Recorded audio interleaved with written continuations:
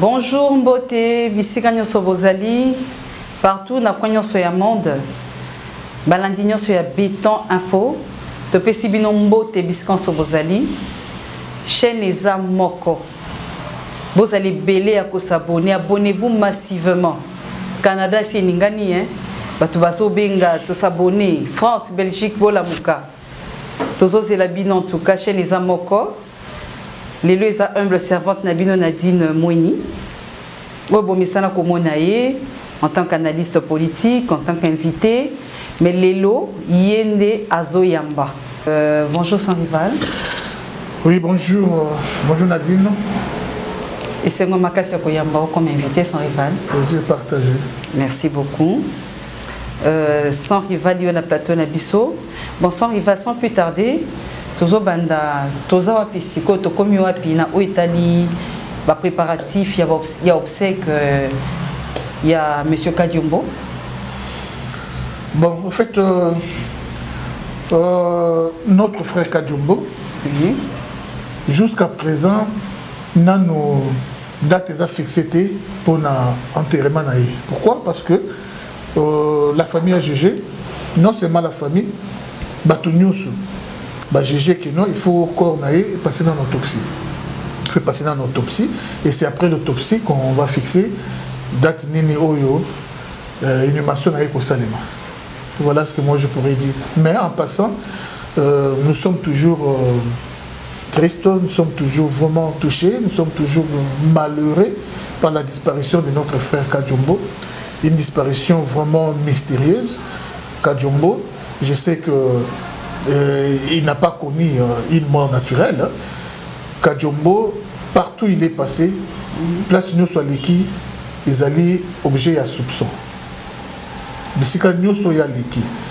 Azaki na 3 hôpitaux. Ok. Kadiombo a Kendaki na hôpital où il y a Mongala, où on a été très bien. Place où opéra Kaïl Bousso. Basali au Basala. Na situation kanango à Longwe à Kei na hôpital Oya à Longwe hôpital à Oya va transférer na médecin de nuit des psychothérapeutes avec na kufa alors hôpital Oya Mongala photo tala ya malamu hôpital Oya photo tala ya malamu puis hôpital Oya médecin de nuit ce qui autopsie est confirmé et Kadiombo a été empoisonné franchement na kosenga na justice asana musala na et puis bandeko na biso nyonso o balingaka Kadiombo pe ba réagir na ndenge na bon voilà. Merci beaucoup. Na o Italie acte ya ko déplacer corps ya cardinal Malula na banzo yoki yango ba yebi na ko déplacer corps on a ko placer monsieur Mosengo, le cardinal Mosengo. Comment vous trouvez acte wana, comment juger yango? Bon, le cardinal Mosengo, paix à son âme, il est mort, il a été utile pour le Congo, il a servi le pays, il a servi l'église catholique. Bon, et on a dit qu'il n'est pas pleuré vraiment à la hauteur de son poids, hein, voilà. Bon, qu'on déplacer, ils allaient complicité à Jean-Tiningo Bila. Et le monde a cardinal Ambongo. Ba déplacer on va raisonner ba pesi pour bâtir espace ya. Ba kundapé nani Mosengo parce que ils ont un cardinal Malula corps na Ezali, ils appellent un cardinal Echo corps na Ezali et troisième cardinal de Mosengo. Ba kundaye wana. Ba bongisi yango très bien et puis ba kokunda Mosengo je crois lobby. Mais malgré cela, moi je crois qu'il y avait toujours possibilité à c'est plus que Yanani Kobongisa, Kokundana, ni Cardinal Mosengo, sans qu'on déplace corps, il y a Malula. Un peu de respect, le Cardinal Malula. Le fait de déplacer corps, nous, on n'a pas aimé ça. Hein? On n'a pas aimé ça. Ah bon. Peut-être que, Baye Kobongisa yango bien, ba placer yango bien, puis ba ya au Cardinal Mosengo Sima. Pour la pression, la famille a réagi, les gens ont réagi, et il y a des réseaux sociaux. Est-ce qu'ils ont là qui vraiment un objectif? Il y a les bossos à dépasser comme il y a Manola. Ils ont là qui vraiment On ne sait pas. Et puis vous connaissez vous-même que quand vous savez ce que ça peut causer. Le déplacement, ce que ça peut causer. Alors, nous, on n'a pas aimé. Franchement, on n'a pas aimé. C'est comme il y avait un autre objectif en dehors de Yawana. Parce que beaucoup qui vraiment placer corps ya Mosengo sans toucher na corps ya Malula. Sans toucher na corps ya Malula. Mais Kanda Lambongo, ce qu'a sali yango, on a sentiment ya beaucoup et yeba na Kanda Malula et Ambongo alinga na ye balu baté. Kanda Malula Ambongo alinga balu baté, peut-être elle l'a dit na corps ya Muluba. Moutassa comme il est déjà corps. Hollandais li yango ka poser Muluba. C'est pas bon. Et puis on a profité peu pour le bailo comme Moko. Église catholique, sur 100%, il y a audience au Azalaki na Congo Awa. Avant, na Boye ya cardinal Ambongo, changement commis. Sur 100%, en tout cas, perdre même 50, même 60% perdre. Crédibilité église catholique. Or, la personne où elle a fauché, la personne où elle a dérouté, où elle a déconné, c'est cardinal Ambongo. Ce n'est pas l'église catholique. L'église catholique a gagné. L'église catholique a beaucoup fait pour le Congo. Dans les temps, l'université, il y avait une université église catholique, la protestante et alors, l'église catholique, mais surtout tout le base de l'église catholique. J'ai passé les plus clairs de mon temps dans l'école catholique. J'ai fait Malula, université, j'ai fait tel, j'ai fait celle, j'ai fait tel, et j'étais à l'internat, donc tout, et connaissance même tout ça dans l'église catholique. Mais, Cardinal Ambongo a commis à BBC. Franchement, à BBC. Et on a essayé de dire que les catholiques sont possibilité d'aller. Bon, c'est la mémoire de sa pape. Balongola, Ambongo cardinal. Batin d'ailleurs peut-être n'a habité. C'est la partie politique. Et cause la bien ma casse. À cause de la pas à politique. C'est la partie politique. C'est la politique cause la bien. Parce qu'il est plus politicien que prêtre. Il ne fait rien, il y a qui prête. Il ne fait rien de l'évangélisation. Depuis qu'il est là, quand on n'a rien fait, il y a l'évangile dans la mission, il peut s'amener là-bas.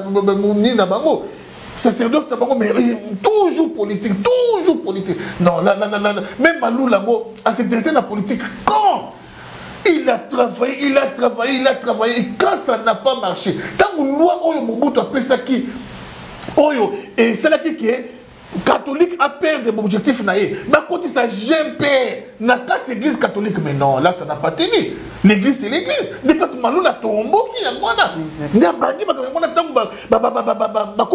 l'église est là. Mais cardinal Ambongo non,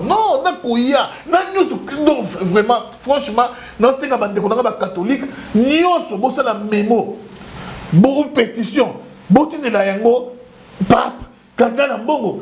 À la région de Naïbatou, la politique et que ça la bien mingi. Merci beaucoup, son rival. Bonne intervention, Nayo. Mais problème est ali du fait à bouger corps, tout problème yo moni dengeni. Ils ont manque à respect na mort ou bien na mémoire ya mutu. Donc je sais pas. Non, ils ont manque à respect na mémoire ya mutu. Ils ont vraiment manque à respect na mémoire ya mutu parce que dans ce moment la bande comme sur les réseaux sociaux bazar ko élevé Cardinal Mosengo na place bazo Tchayewana. C'est bien bon, je ne refuse pas. Mais Cardinal Mosengo n'a pas pesé plus que Cardinal Malula. Soyons sérieux. Cardinal Mosengo n'a pas pesé plus que Cardinal Malula. Alors, tout est comme une blague. Ce n'est pas parce que l'homme est mort qu'il est devenu 3 fois saint. Non, nous les plairons, nous les regrettons. Mais il ne valait pas plus que Cardinal Malula. Ambongo, Banda Kobi Cardinal a sali et loko bokote ya malamu. Et loko mususu a collé chômage. Ambongo a bimisi a bengani seigneur nyonso obazaki non catholique. Vous comprenez vous-même. Donc d'abengangoni koteri, to d'abengangoni a bengani seigneur nyonso obazaki non catholique. Alors vous comprenez vous-même, vraiment ça fait très mal. Ça fait vraiment mal et en dehors de ça Ambongo a sali nyonso pour que trouble les côtes d'Amboko au Congo. Trouble les côtes d'Amboko au Congo. En commençant par il y a résultat de l'élection, en commençant par... Donc il a sémé beaucoup de choses. Malheureusement, à quoi il adresse à Mabé? Adresse à Mabé, c'est lui qui était voter président, azali mutu ya base, mutu ya peuple. Pour ceux qui fati, azalaka mutu ya base, azalaka mutu ya peuple était, ana la population si manayete. Ah mais je ne sais pas si ceux qui banga babomaye, banga grâce à la présidente vie réaction église catholique. Ah mais non, c'était trop négatif, pas église catholique mais la Cinco et puis na bongo. Voilà. Tozo mona Fachi, tozo mona Moïse Katumbi. Mais ceux qui ont eu deux personnalités wana entre bango, bazan a étroite relation moko bazo yokana bazo so normal, mais tozo constater ba oyo bazo soutenir bango, ba komi vraiment divisé makasi, séparé, opposé makasi vraiment. Et comme opposition est n'est normalité, comme na ba rancune, na ba je sais pas haine. Qu'est-ce que tu en penses en rival? Boti kana soni puisque bango bazoyo kana ba monani ba pesa ni mbote bien ba tunani ndenge nini mais de l'autre moni benemi botami ba rancune ba koteri moko ba donc vraiment qu'est-ce qui se passe? Nous sommes les communicateurs du chef. Nous sommes là pour soutenir le pays et pour soutenir les chefs. Oui. On ne veut pas l'échec du chef. Alors tout celui qui vient, qui amène des pots de bananes pour faire tomber Fachi, pour faire reculer le Congo, il nous verra sur son chemin. Voilà pourquoi nous sommes là et on est aussi bien armé contre Moïse Katumbi. Parce qu'on a compris son jet. Hein. C'est vraiment un mauvais. Trois fois mauvais. Comme on dit, comme la Bible dit 3 fois 7, nous disons aussi Katumbi est 3 fois mauvais. Il est hypocrite, il est méchant, et puis c'est un commanditeur de beaucoup de mauvaises choses. C'est ça Katumbi. Mais il donne l'image d'un saint.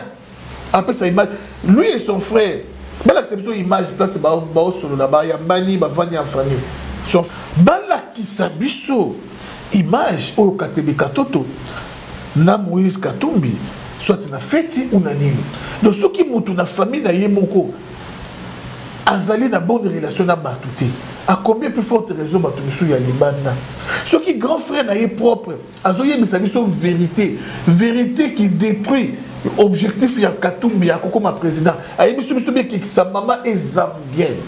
Cela veut dire quoi? Et puis son père, le papa de Katebe Katoto, le papa de Moïse Katumbi, bango nyonso bana papa moko oyo azala zayewati oyo papa azala na yeso qui juif ce qui grec. Bon yebisa ngai était nyata 0,1% qui congolais exact. Là c'est son frère qui l'a dit. Bon, dis-moi un peu Katumbi papa, mboka bato, okomuluka, osana trouble, pokaka osimposer, yo kamba bato na mboka na bango papa kendo kambata na Italie, kendo kambata na Zambie. Mais non, nous plairons jusqu'aujourd'hui papa Kadiombo. Avant que papa Kadiombo quitte na mabele, les têtes vont tomber. Dieu va venger. Une grande perte. Hein? Alors, vraiment, ça fait mal. Ça fait très mal.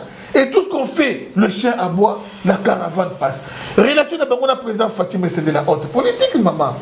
Yo mon politicien, yo moni, yo zoba, yo nyamba, yo.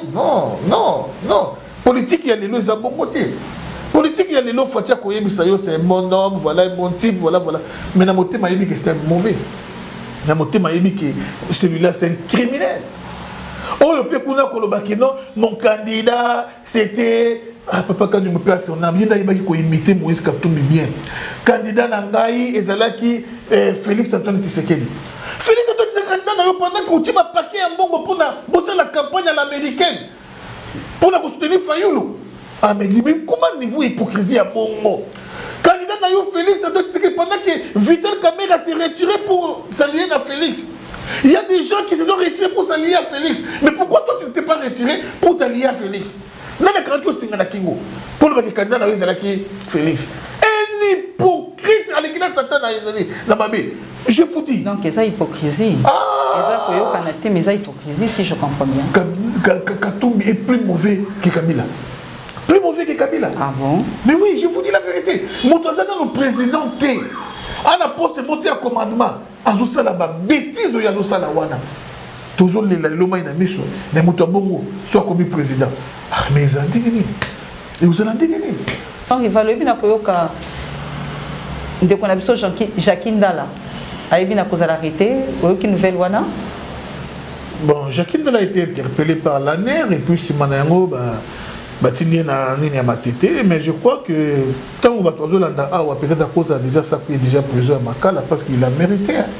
Il a mérité, oui. Donc il est coupable. Très. Ah bon? Jacques Ndala s'est comporté comme étant au-dessus de la loi. Non, Kokiko s'est comporté bon outil. Jacques Ndala a mobilisé, réuni beaucoup de gens pour n'avoir ça la désordre.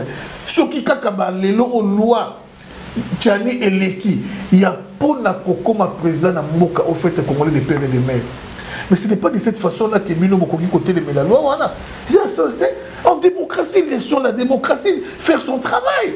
La démocratie, c'est la loi de la majorité. Un pouvoir de peuple par les peuples et pour les peuples. Si le peuple, la majorité des gens décident pour cette loi, ceux qui battent pour cette loi, nous devons nous incliner devant le choix de la majorité. Et non appeler beaucoup de monde, réunir les gens pour que ceux qui acceptent la loi, payer en fait. Mais ça, c'est quoi ça?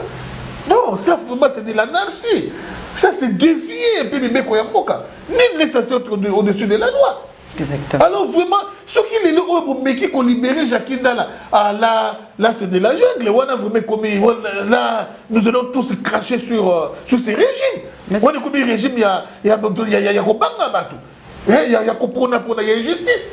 Monsieur sans rival, n'a pas tioté, mais n'a pas tout. Donc, il y a du genre côté Nabango, basé la tolérance. Bango Balingi va s'imposer ou bien. Mais oui, il veut s'imposer. C'est ça, il veut s'imposer encore. Et pourquoi seulement Moïse Katumbi? Mais les acteurs politiques sont nombreux. Pourquoi Kakaye? Et pourtant, à ça même pas dans 0,1% Makila Congolais. Si c'était Katemi Katou, on allait croire. Katemi Katou dans 50% Congolais. Mais pas Moïse Katumbi, s'il vous plaît. Même 0,1%. Tout n'a pas question de tout le monde ma mère est attirée ici. Mais c'est n'importe quoi. Ma père catholique, oh là là. Banaki ne bela kolanda tozoko ba l'émission na biso na invité na biso spécial sans rival. Sans rival na o etali Denis Sanga. Oyazalaki na kati ya Union Sacrée. Tebi na ko kande ko na biso, ayebi na ko longwa pona ko salier na Martin Fayulu. Bon, Denis Sanga au moni. Franchement, il faut qu'il y ait des Kiyungulu.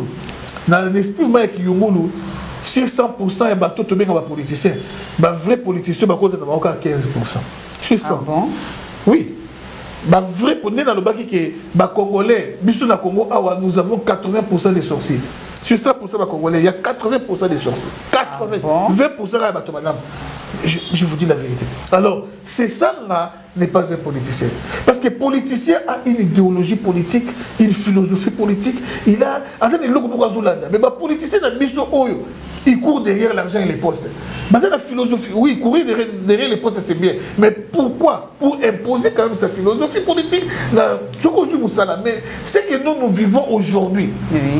Tout le monde dit, oh, on a dit, kabiliste, ministre, tant mon régime est quoi, il y a Kabila. L'Isanga a commencé à faire les yeux doux à Fachi. L'Isanga a commencé à vanter les mérites de Fachi. Gouvernement Ilo Kabebimi, l'Isanga comme on a le soleil ne se figurait pas dans le gouvernement. Directement, il a tourné les dos. Directement. Akei na yeko salié kana Fayulu. Akomo finga Fachi. Les lots Denis Sanga a attendu les postes. Azeli, deuxième gouvernement, gouvernement Sama Lukonde. Denis Sanga, son nom n'est pas sorti. A changé de version. Alors, il y en a qui vont s'attacher à Fayulu. Mais dis-moi un peu. Aujourd'hui, avec Fachi, demain avec Katumbi, après demain, vous allez avec Fayulu. Mais idéologie politique, donc finalement, les gens ne savent pas Bazoul Lukane, Bazoul Lingane. Ce que les gens ont récupéré, quand Denis Sanga bas ministre, au monde il y a un communautaire, c'est ce que disent. À communautaire, par exemple, quoi F Bazaïba, au Kiti, 4 Makolo, Balou Seroboy, comme Boy. C'est un peu ça. Hier c'était la vérité des urnes, mais après ils ont vérité des urnes, c'était comme Fatih Béton. Donc c'est ça le politicien congolais. batika petit peuple asa l'année qui jalelo batika petit peuple avangi na ile na fayu le na fachi le beaucoup na tel petit peuple ça se comprend parce que bato tena wa non ce petit peuple a fait adolanda moi quoi mais c'est ça dans l'argent ala mbongo ebele mbongo oyo to mona œuvre moko malongata sala na na kananga œuvre moko malongata sala na Kasai central moko ya ye moko to ebité. C'est ça, ma monique est base, il y a Kasai, c'est Fati ou rien, dans la campagne. Attends, il y a bien un habit à Chita-Sima. Il y a un habit dans la Mouka, à qui la Kasai, va voter Fati. Il y a un master naïe au Aïchoua, dans le gouverneur. Master naïe, ce qui, comme on a un Nazara gouverneur, la Bossani Kongo et Kiminga, Luboya. Bakei, Babalouki, Bakoumi, Bato Fati. Bona Bango, Bato Fayoulou. Mais la campagne, on est terrain miné, la canne, kudo komeka kudo te na Kasai babaluki. Mais si bité et pas na bango, les loba comme sur votre faille là, c'est ça la business s'il vous plaît. Bon là dans leader na bino Moïse Katumbi, bon ça la business. Mais politique à l'élo sans rival, bazo na d'abord intérêt. Bazo na desika oyo bango bazo sentir que les amis les ont coulés. Azam tel bosso ko sala moté, belé bazana bazo bi dans le kolomo. Mi balé hein. Boyende chinois akoya alobiki akoma candidat na Congo to Bill Gates le milliardaire aya comme candidat. Alors si tu es pour lui, il te donne des millions. Monsieur to na intérêt. C'est ce que Congo, c'est ce que nous vivons. Etienne Tshisekedi a la mission monsieur le Kouana. Monsieur to na makila Etienne Tshisekedi. Voilà. Merci beaucoup. Donc toujours continuer mission Nabiso sans rival. Na o etali loi sans rival ba na ko voter, il y a un député a voté loi, a proposé loi oyo etali makamu etali dot a proposé dot comme na valeur il y a $500. Pour le bini sans rival qui yango avinayo qu'est-ce que tu partages? Nous devons aussi en tant qu'intellectuels éviter le plagiat, éviter les vols intellectuels, éviter qu'on y idée, c'est pas bon. Moni, ceux qui osent opposer idée, on a quelque part, aux la fière, il y a le bakino, la dakin de Komoko sans rival, na idée après ça qui a d'autres et comme à $500. Alors on a appuyé l'idée, on a d'autres qui nous proposaient on a parlement, et vous allez bien. C'est moi qui ai donné cette idée. Ah bon? C'est une émission, tout le monde vrai fidèle émission sans rival. Même la chaîne où le peuple d'abord, dans les cas plusieurs fois dans l'Oba, dans l'Obi, on en a ras-le-bol dans le Congo, dans le Congo, Biloko est changé. N'a pas dit pas service, il y a funérailles, il y a obsèques, ça coûte trop cher pour les quand même dans le mariage. Quand il y a Liboulou, il n'y a pas de au sommet Liboulou, $3,000. $5,000. Liboulou, il n'y a pas de Liboulou. Liboulou, on va importer Liboulou. Liboulou, on va mettre à Congo, il y a Congo. Qui est dans ce cercueil? Plus de €1,000 parce qu'il y a $3,000, il y a $5,000, il y a $6,000. Mais pourquoi? Ma baya wana ba importer qu'il y a mon Orlando, ba importer qu'il y a mon Japon, tout la Corée, il y a bisanai. Ça n'est trop. Oui, vous avez service, il y a service de funérailles. Oui, il y a cercueil wana. Pas plus de ce compris. Maman, nous sommes cher, trop cher. L'État a été a fixé prix à Liboulou. Qui est dans la nécropole? Qui est dans la nouvelle cité? Oh là! Il y a beaucoup de soudains qui ont picolé avec bébé dans Kitambo à cimetière. Ils ont picolé avec bébé.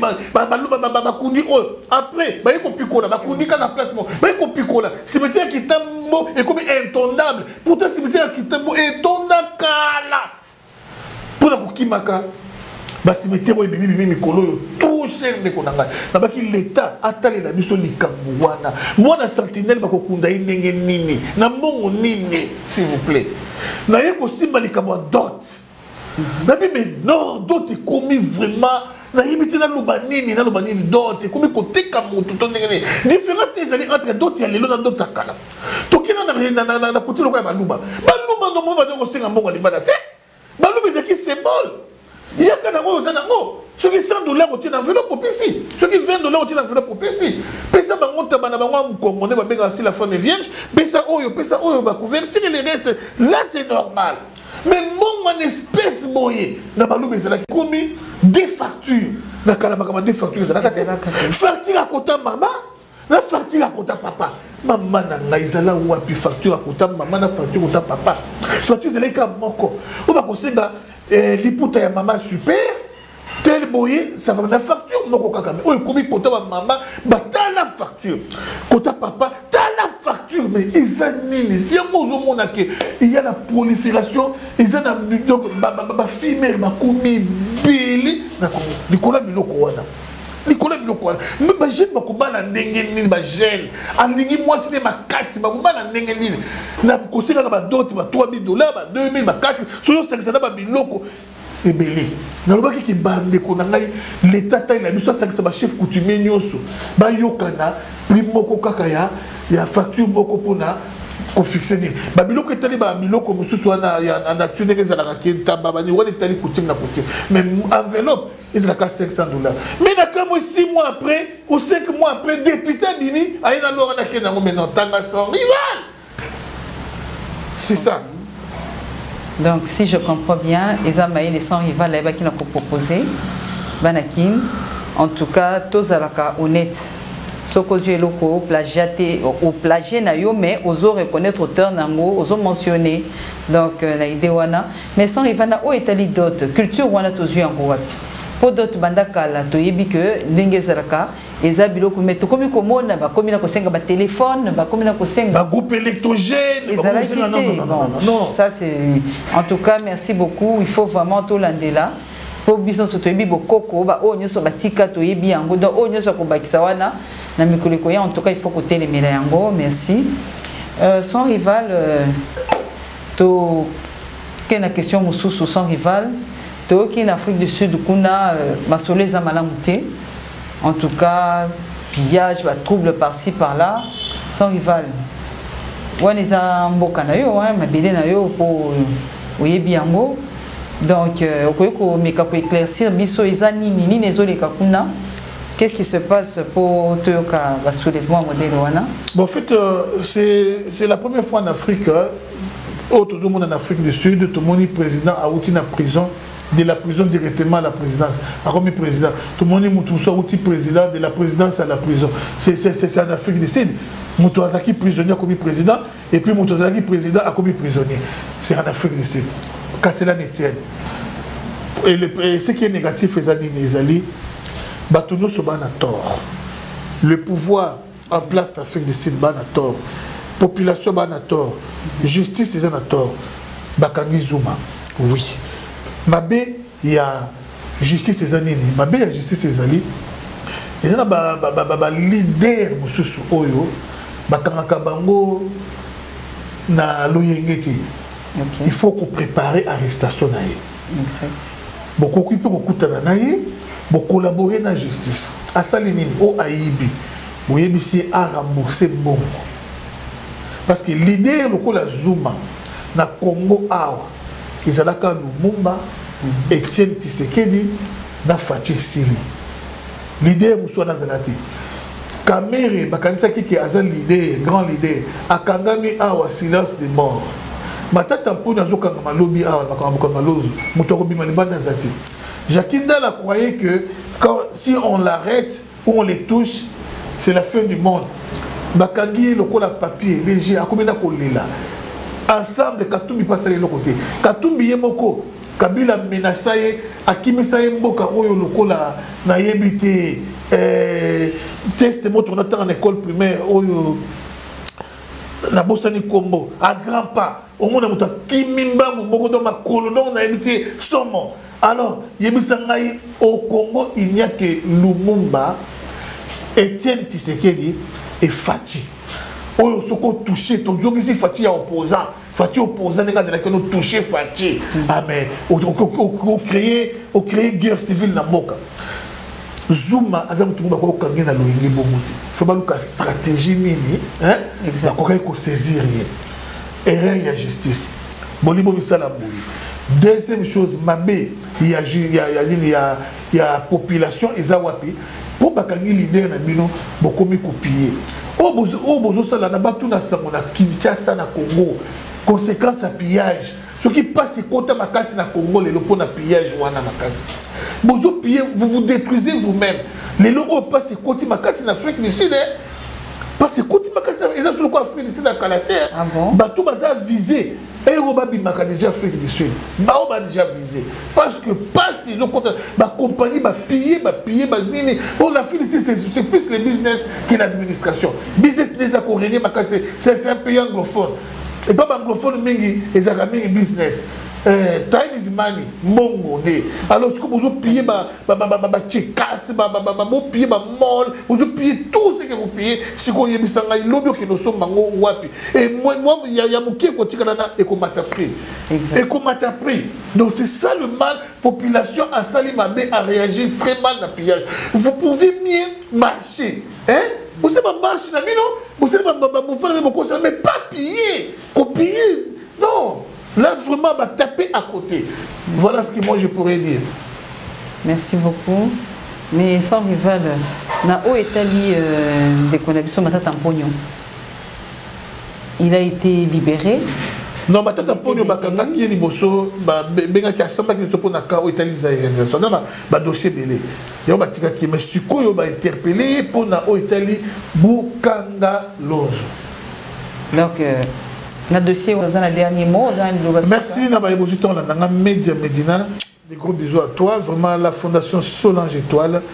Des gros bisous à toi, voilà et puis toujours na Ilunga Matanga, toujours na ambiance Matanga. Le corps de Kadiombo n'ira pas na mabele Kakabongo. Les sons de Kadiombo vraiment ils ont crié vengeance. Oh nous soyez biqués. Il a eu la même mise dans l'Iwa ya Kadiombo. À rejoindre dans un délai où ils ont qui calamité à rejoindre le cas du monde. Merci. Merci beaucoup en tout cas.